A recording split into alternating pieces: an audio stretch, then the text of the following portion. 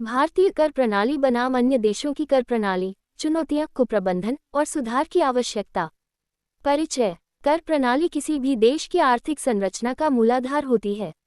यह न केवल सरकारी खर्चों और परियोजनाओं को संचालित करने के लिए आवश्यक राजस्व प्रदान करती है, बल्कि समाज के विभिन्न वर्गों के बीच आय वितरण और आर्थिक असमानता को भी प्रभावित करती है। भारतीय कर प्रणाली की जड़ें ब्रिटिश शासनकाल में हैं, लेकिन आज यह आधुनिक वैश्विक अर्थव्यवस्था में एक जटिल प्रणाली बन गई है। इस प्रणाली में सुधार की जरूरत को समझने के लिए हमें पहले इसकी मौजूदा संरचना और अन्य देशों की प्रणालियों से इसकी तुलना को समझना होगा। भारतीय कर प्रणाली। 1. प्रत्यक्ष कर, डायरेक्ट टैक्सेस। आयकर, इनकम टैक्स। भारत में आयकर व्यक्तिगत और कंपनियों की आय पर लगाया जाता है। ये कर प्रणाली में एक महत्वपूर्ण घटक है और सरकार के कुल राजस्व का बड़ा हिस्सा इसमें से आता है। Corporate tax. कॉर्पोरेट टैक्स कंपनियों पर लागू ये कर उनकी अर्जित आय पर आधारित होता है। भारत में कॉर्पोरेट टैक्स दरें अन्य विकासशील देशों की तुलना में उच्च मानी जाती हैं। संपत्ति कर, वेल्थ टैक्स। संपत्ति पर लगाया जाने वाला कर, हालांकि यह अब हटाया जा चुका है, लेकिन इसका महत्व था क्योंकि यह उच्च आय वर्ग से अधिक कर संग्रह करने का एक प्रयास था। 2. अप्रत्यक्ष कर, इनडायरेक्ट टैक्सेस।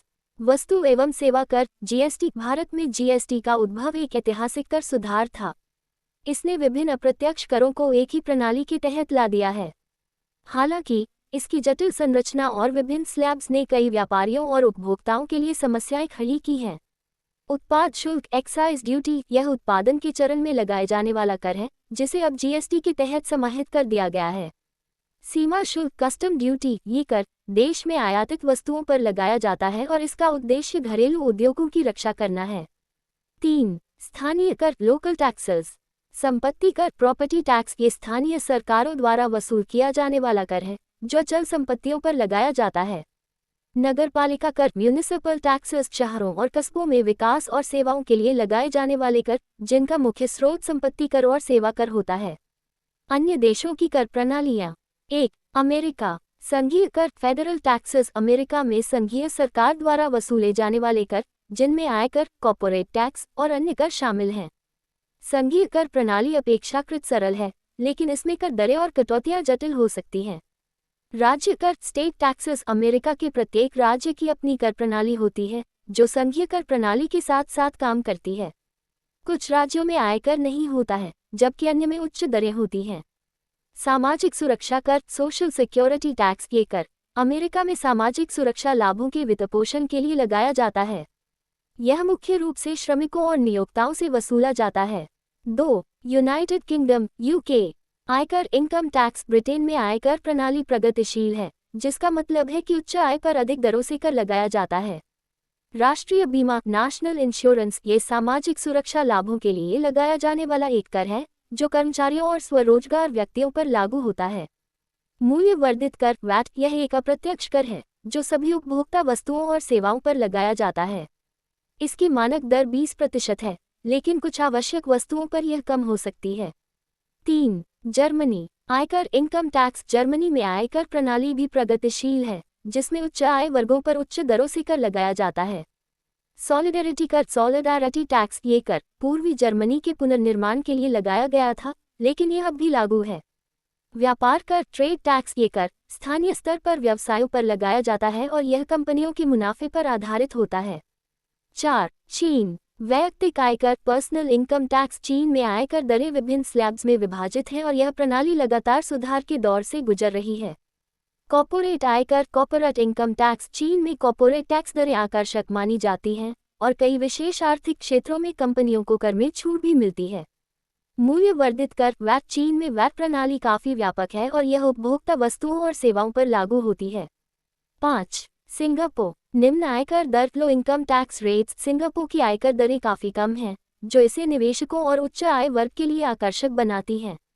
प्रतिस्पर्धी कॉर्पोरेट टैक्स, कम्पेटिटिव। भारतीय सरकार की अत्यधिक कर वसूली, कर दरों में कमी की आवश्यकता। प्रस्तावना, इंट्रोडक्शन। कर प्रणाली की परिभाषा और महत्व। भारत में वर्तमान कर दरों और उनकी संरचना का परिचय। सरकार द्वारा कर संग्रहण की आवश्यकता पर चर्चा। निबंध का उद्देश्य, कर दरों में कमी की आवश्यकता पर जोर देना। कर वसूली के वर्तमान परिदृश्य, current scenario of tax collection. भारतीय कर प्रणाली का संक्षिप्त इतिहास। विभिन्न प्रकार के कर, आयकर, जीएसटी, सीमा शुल्क आदि और उनकी दरें। वर्तमान कर ढांचे में दरों की तुलना और वृद्धि का उल्लेख। अत्यधिक कर वसूली का तर्क और इसके पीछे के कारण। उच्च कर दरों के प्रभाव, impact of high tax rates. आम जनता पर प्रभाव, मध्यम और निम्न आय वर्ग पर कर भार। उच्च कर दरों के कारण जीवन स्तर पर प्रभाव। व्यापार और उद्योगों पर कर का असर, व्यापारिक निवेश और विकास पर नकारात्मक प्रभाव। निवेशकों और उद्यमियों के भारत से पलायन का कारण। सरकारी कर नीति की आलोचना, criticism of government tax policy. कर वसूली में भ्रष्टाचार और उसके परिणाम। कर की अव्यवस्था और अनुपालन की जटिलता। सरकारी राजस्व की गलत उपयोगिता, जनहितकारी योजनाओं के अभाव। कर वसूली और सरकारी खर्चे के बीच असंतुलन। कर दरों में कमी की आवश्यकता, need for reducing tax rates. कर की दरों को कम करने के फायदे। जनता के जीवन स्तर में सुधार, अधिक खर्च की शक्ति। निवेश को प्रोत्साहन, उद्योग और व्यवसाय का विकास। आर्थिक विकास को बढ़ावा, मध्यम वर्ग और व्यापारिक समुदाय को राहत। अंतर्राष्ट्रीय तुलना, इंटरनेशनल कंपैरिजन। अन्य देशों में कर दरों की स्थिति और उनकी अर्थव्यवस्था पर प्रभाव। भारत की कर दरों की तुलना अन्य विकासशील और विकसित देशों से। कर दरों में कमी से देशों में प्राप्त सफलताओं का उल्लेख। कर प्रणाली में सुधार, रिफॉर्मिंग द टैक्स सिस्टम। सरल और पारदर्शी कर प्रणाली का प्रस्ताव। कर दायरे का विस्तार, अधिक से अधिक लोगों को कर प्रणाली में शामिल करना। भ्रष्टाचार और कर चोरी पर अंकुश लगाने के लिए नीतिगत सुधार। कर वसूली में सरकारी खर्चों की दक्षता और पारदर्शिता। कर दरों में कमी के लाभ, benefits of reducing tax rates. आर्थिक विकास और जीडीपी में वृद्धि। उद्योगों और रोजगार के अवसरों का सृजन। व्यापार और निवेश में वृद्धि। सार्वजनिक जीवन में संतुलन और संतोष का विस्तार। कर संग्रहण के दीर्घकालिक समाधान, long term solutions for tax collection. दीर्घकालिक दृष्टिकोण के लिए कर नीति में सुधार। कर संग्रहण की प्रक्रियाओं को सरल और त्वरित बनाना। जनता के बीच कर जागरूकता का प्रसार। कर सुधारों के लिए सुझाव और नीतियां। निष्कर्ष, कंक्लूजन। भारतीय कर प्रणाली की वर्तमान स्थिति का सारांश। कर दरों में कमी की आवश्यकता पर जोर। सरकार के लिए सुझाव और दिशा निर्देश। कर दरों में कमी से भारत के भविष्य पर प्रभाव। प्रस्तावना का विस्तार। कर प्रणाली का उद्देश्य सिर्फ राजस्व संग्रहण नहीं है, बल्कि आर्थिक समृद्धि को बढ़ावा देना और समाज के सभी वर्गों को समान रूप से लाभान्वित करना है।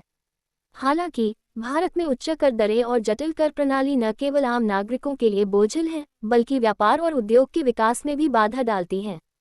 इस निबंध में हम उच्च कर दरों के प्रभाव, सरकार की कर नीति की आलोचना और कर दरों में कमी की आवश्यकता पर चर्चा करेंगे।